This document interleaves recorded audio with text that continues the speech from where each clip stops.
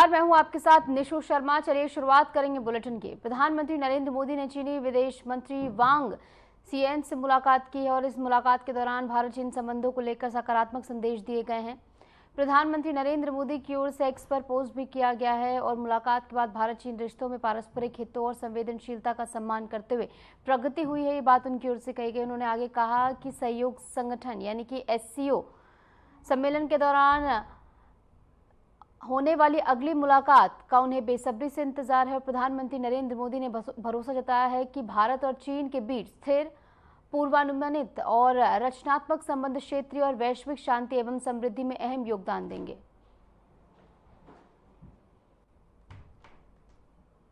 आगे बढ़ेंगे। मुख्यमंत्री रेखा गुप्ता पर हमले की कोशिश की गई है। घटना CM हाउस में जन सुनवाई के दौरान घटी है। जानकारी के मुताबिक जब मुख्यमंत्री रेखा गुप्ता की यहां पर जन समस्याएं सुनने का पूरा कार्यक्रम हो रहा था, तभी 35 साल का एक शख्स अचानक आगे बढ़ा और उन पर हमला कर दिया और सुरक्षा कर्मियों ने तुरंत आरोपी को काबू में कर लिया और CM को सुरक्षित बाहर निकाला गया। इस घटना की भारतीय जनता पार्टी ने कड़ी निंदा की है।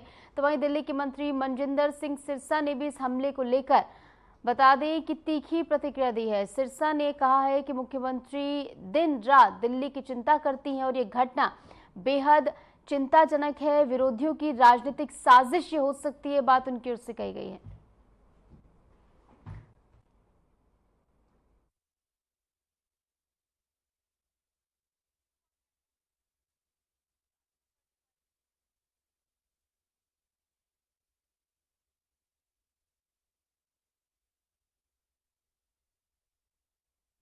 माननीय मुख्यमंत्री जी के ऊपर जन सुनवाई के दौरान जो हमला किया गया, मैं इसकी कड़े शब्दों में निंदा करता हूं। माननीय मुख्यमंत्री जी दिल्ली की रात दिन चिंता करती हैं और यही विरोधियों की साजिशें हैं। उनसे ये बर्दाश्त नहीं होता कि एक मुख्यमंत्री कितने घंटे पब्लिक के बीच में रहता है, जनता को आमतौर पर मिलते हैं, अपने निवास स्थान पर जिसका दिल करता हो आके मिल सकता है। यही कारण है कि इसके पीछे कोई राजनीतिक साजिश की बू आ रही है। जल्द ही दिल्ली पुलिस इसकी इन्वेस्टिगेशन कर रही है, सारे तथ्य सामने आएंगे।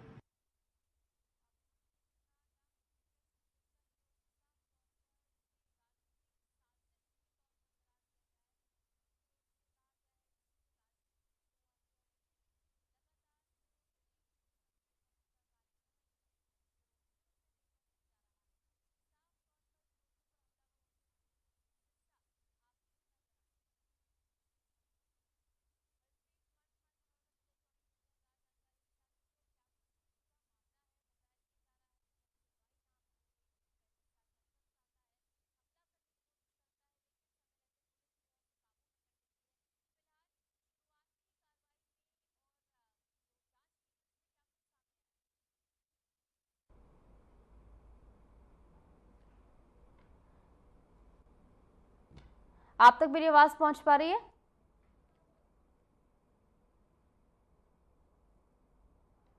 चलिए एक बार फिर से जुड़ने का उनसे प्रयास करेंगे, लेकिन लगातार जो ये घटना सामने आई है, ऐसे में लगातार प्रतिक्रियाएं सामने आ रही हैं। मनजिंदर सिंह सिरसा की ओर से साफ तौर पर इसे राजनीतिक करार दिया गया है। उनकी ओर से कहा गया है कि राजनीति की इसमें बू आती है, क्योंकि विरोधियों की ओर से जो दिल्ली में विकास हो रहा है, जो काम हो रहा है, CM रेखा गुप्ता जो लगातार कार्य कर रही है, विरोधियों से देखा नहीं जा रहा है। इसलिए विरोधियों की ओर से साजिश यहां पर रची जा रही है और ऐसे में ये देखना बेहद महत्वपूर्ण होगा कि क्या कुछ पूछताछ में सामने आता है, क्योंकि जैसे कि बताया गया है कि 35 साल का ये शख्स है जो कि जन सुनवाई के दौरान जब CM रेखा गुप्ता अपने आवास पर तमाम फरियादियों की समस्याएं सुन रही थी, निस्तारण के आदेश इनकी ओर से दिए जा रहे थे, इस दौरान ही एक 35 साल का शख्स जो है वो हमला करने की कोशिश करता है।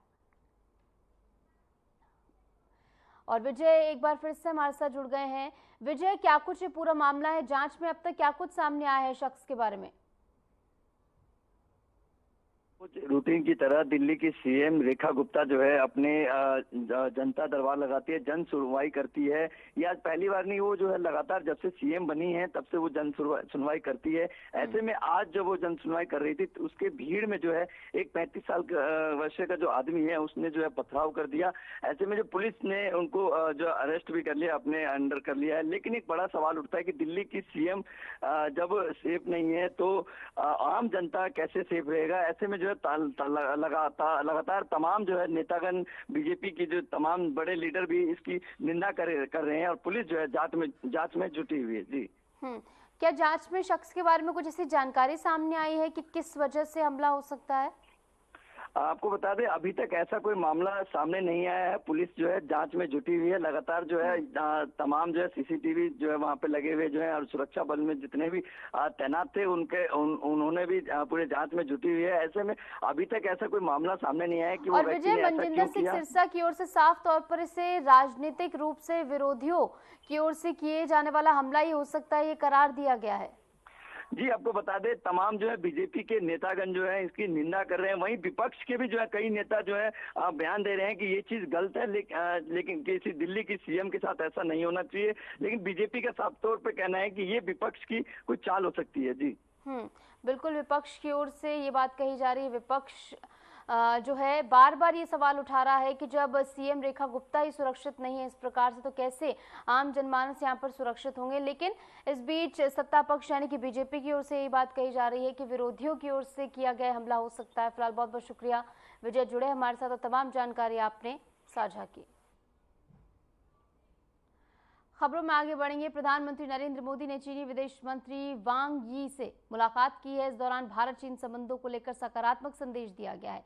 प्रधानमंत्री नरेंद्र मोदी ने एक्स पर पोस्ट कर लिखा कि पिछले साल कजान में राष्ट्रपति शी जिनपिंग से हुई मुलाकात थी जो और भारत चीन रिश्तों में पारस्परिक हितों और संवेदनशीलता का सम्मान करते हुए प्रगति हुई है। उन्होंने आगे कहा कि वह शंघाई सहयोग संगठन यानी कि एससीओ शिखर सम्मेलन के दौरान तियानजिन में होने वाली अगली मुलाकात का बेसब्री से इंतजार कर रहे हैं। प्रधानमंत्री नरेंद्र मोदी ने भरोसा जताया है कि भारत और चीन के बीच स्थिर, पूर्वानुमानित और रचनात्मक संबंध क्षेत्रीय और वैश्विक शांति एवं समृद्धि में अहम योगदान देंगे। तो भारत और चीन के रिश्ते आने वाले समय मजबूत हो, इसी की आस यहाँ पर प्रधानमंत्री ने लगाई है। और ऐसे में आपने देखा किस प्रकार जब अमेरिका की ओर से भी भारत पर 50% टैरिफ लगाया गया, तो ऐसे में चाइना जो है वो भारत के हित में सामने आया। तो ऐसे में भारत और चीन के रिश्ते आने वाले समय में और मजबूत होंगे, इसके आसार।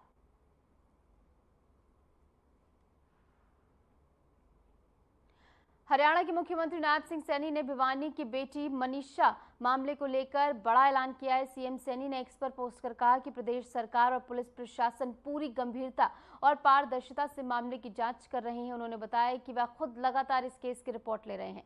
परिवार की मांग पर हरियाणा सरकार ने इस केस को निष्पक्ष जांच के लिए सीबीआई को सौंपने का निर्णय भी लिया है।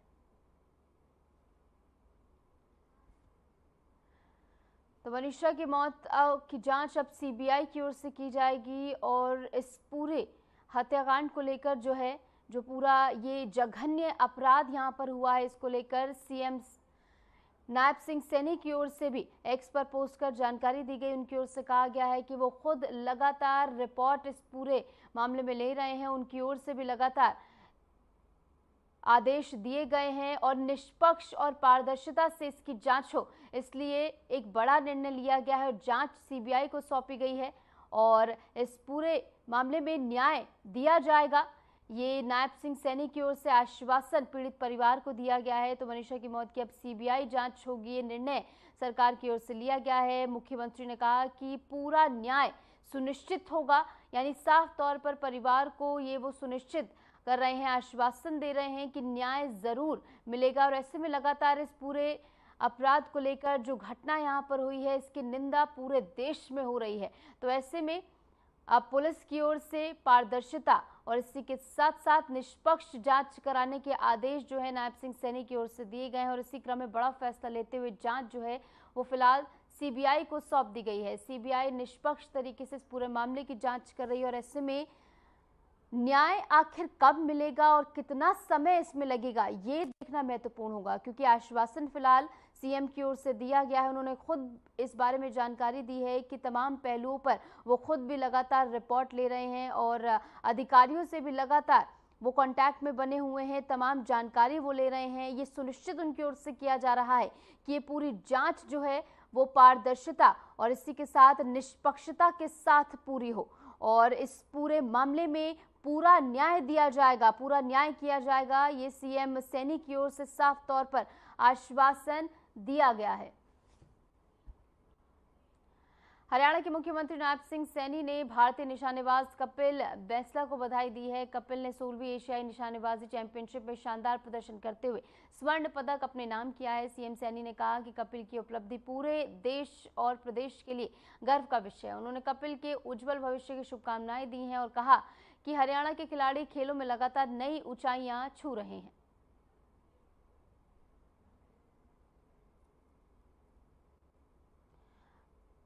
तो हरियाणा के कपिल ने स्वर्ण पदक जीता है और ऐसे में विश्व पटल पर भारत का परचम लहराकर वो लौटे हैं। तो ऐसे में सीएम नायब सिंह सैनी की ओर से उन्हें बधाई दी गई है। वीडियो कॉल पर उन्होंने बात की है कपिल से और इसी के साथ साथ बधाई उनकी ओर से दी गई है। और ऐसे में हरियाणा में खेल को और ज़्यादा बढ़ावा मिले, ये बात भी उनकी ओर से कही गई है कि इसके लिए कई सारे कदम उठाए जाएंगे। तो एशियाई चैंपियनशिप में जीतकर जो उन्होंने भारत का परचम लहराया है और इसी के साथ साथ भारत का गौरव बढ़ाने का काम किया है, जो कि देश ही नहीं बल्कि प्रदेश के लिए भी एक खुशी का विषय है और ऐसे में आने वाली पीढ़ी के लिए भी एक प्रेरणा स्रोत है कि इस प्रकार मेहनत कर वो भी विश्व पटल पर भारत का परचम लहरा सकते हैं।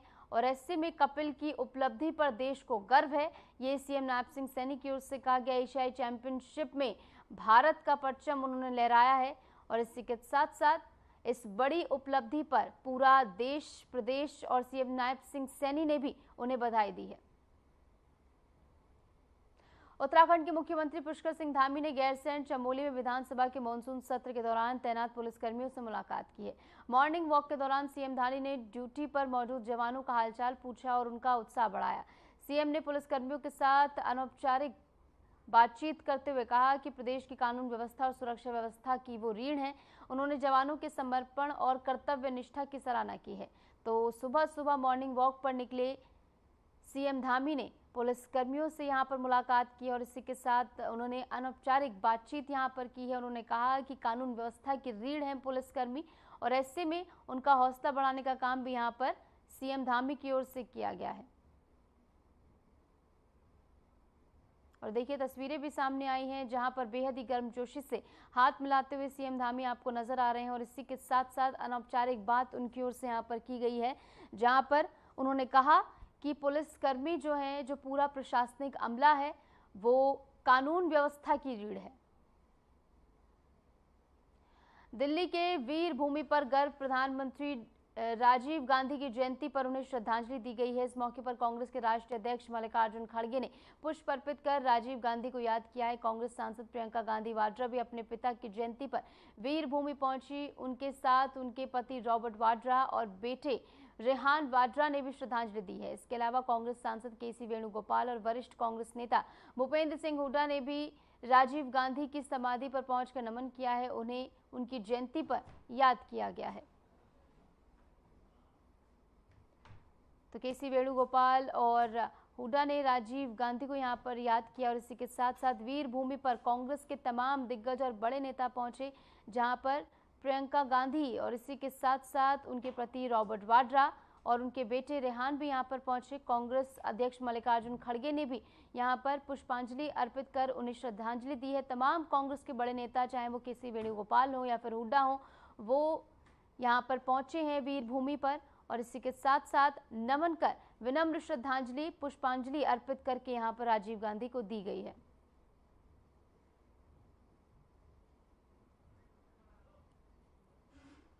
दिल्ली विधानसभा में नेता प्रतिपक्ष और आम आदमी पार्टी नेता आतिशी ने मुख्यमंत्री रेखा गुप्ता पर हुए हमले की कड़ी निंदा की है। आतिशी ने एक्स पर पोस्ट कर कहा कि लोकतंत्र में असहमति और विरोध की जगह हो सकती है, लेकिन हिंसा के लिए कोई जगह नहीं है। उन्होंने उम्मीद जताई है कि दिल्ली पुलिस दोषियों के खिलाफ कड़ी कार्रवाई करेगी। आप नेता ने यह भी कहा कि उन्हें आशा है कि मुख्यमंत्री रेखा गुप्ता पूरी तरह सुरक्षित है और जल्द सामान्य कार्यों में वो जुट जाएंगी। तो दिल्ली के मुख्यमंत्री पर हुए हमले को लेकर आम आदमी पार्टी नेता आतिशी की ओर से यहां पर प्रतिक्रिया सामने आई। उन्होंने एक्स पर पोस्ट कर कहा कि लोकतंत्र में विरोध की जगह हो सकती है, लेकिन हिंसा की कोई जगह नहीं। इसी के साथ साथ उन्होंने दिल्ली पुलिस पर भरोसा जताया है कि दिल्ली पुलिस इस पूरे मामले में कार्रवाई करेगी और आने वाले समय में ऐसी घटनाएं ना हो, ये भी पुलिस की ओर से सुनिश्चित किया जाए। और इसी के साथ साथ दिल्ली के मुख्यमंत्री के स्वास्थ्य को लेकर भी उन्होंने कहा है कि आशा है कि वो सुरक्षित होंगी और जल्द अपने सामान्य कार्य पर वो लौट जाएंगी और दिल्ली वासियों के लिए जो काम वो कर रही हैं उसमें एक बार फिर से जुट जाएंगी।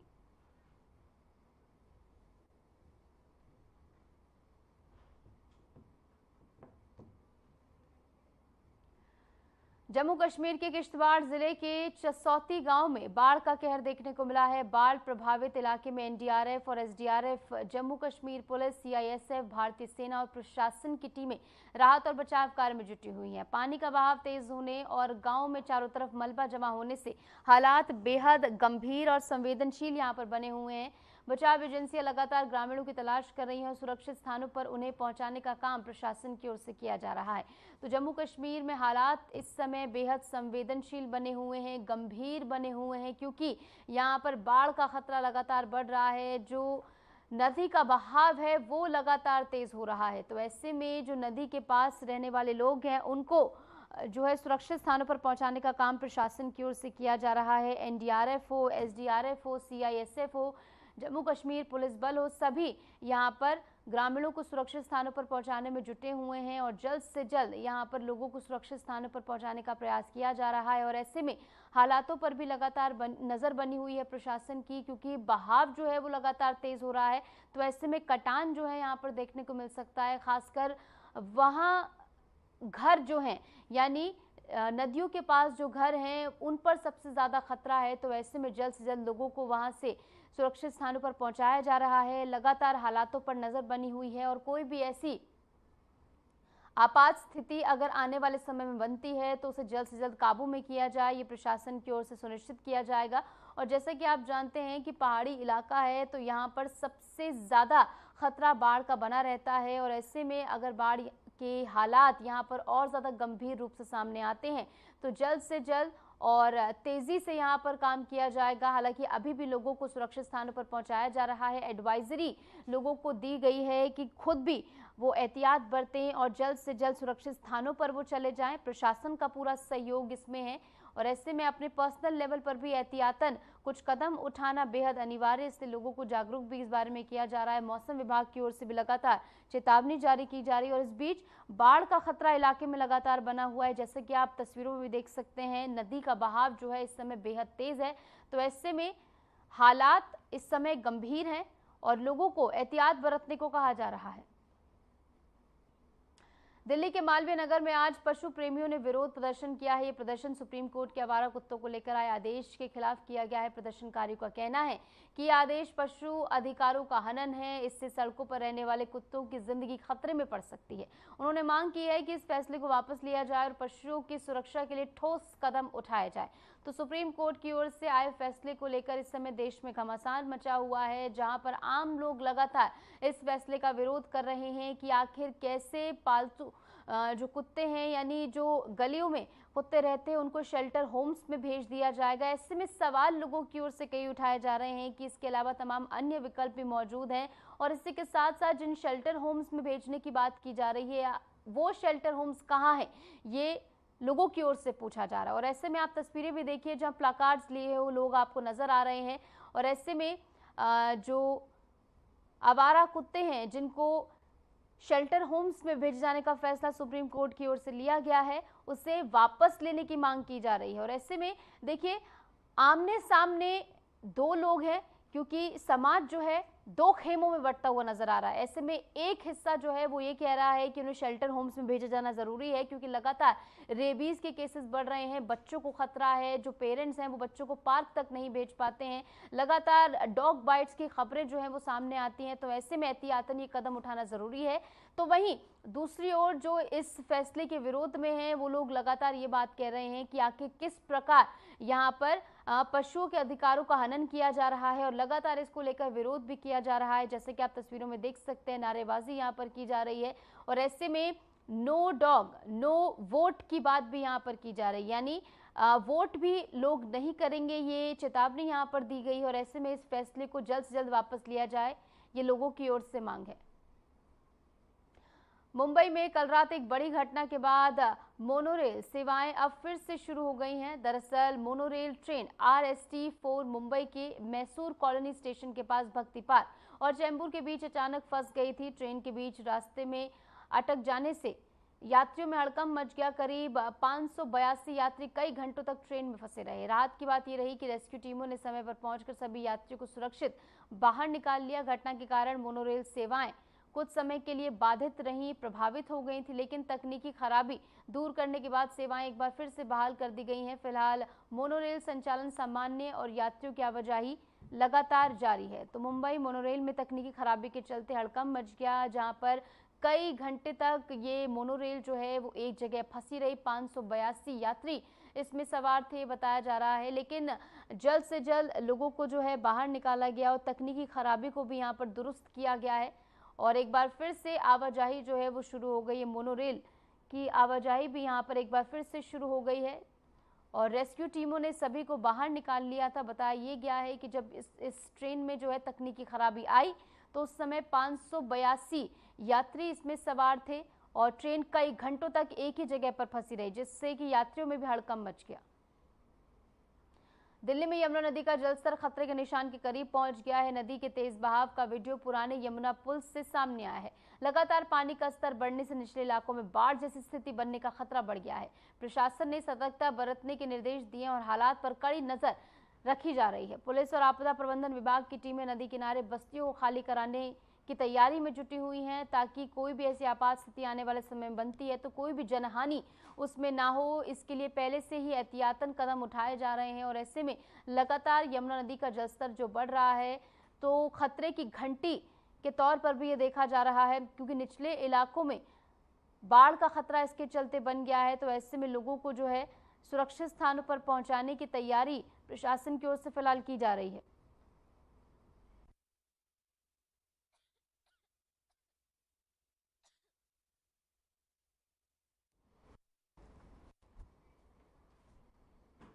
खबरों में आगे बढ़ेंगे। महाराष्ट्र की आर्थिक राजधानी मुंबई में भारी बारिश ने जनजीवन अस्त व्यस्त कर दिया है। लगातार हो रही बारिश के कारण शहर के कई हिस्सों में पानी भर गया है। वीडियो नाला सोपारा इलाके के से सामने आया है, जहां सड़कें पूरी तरह जलमग्न हो गई हैं। गाड़ियों की रफ्तार थम गई है और लोगों का आवागमन भी इसके चलते प्रभावित हुआ है। काफी ज्यादा दिक्कत लोगों को अब हो रही है। स्थानीय प्रशासन ने लोगों से अपील की है कि वह जल भराव वाले इलाकों में जाने से बचें। तो वहीं मौसम विभाग ने मुंबई और आसपास के इलाकों में अगले 24 घंटों तक भारी बारिश होने की चेतावनी दी है।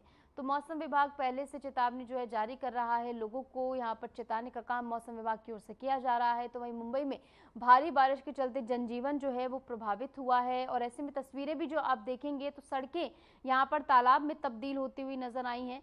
तो ऐसे में जो सबसे ज्यादा दिक्कत हो रही है लोगों को वो इस प्रकार हो रही है, क्योंकि सुबह सुबह लोग जो है काम के लिए बाहर निकलते हैं। तो ऐसे में लोगों को हिदायत ये दी जा रही है कि जल भराव वाले इलाकों में जाने से बचें।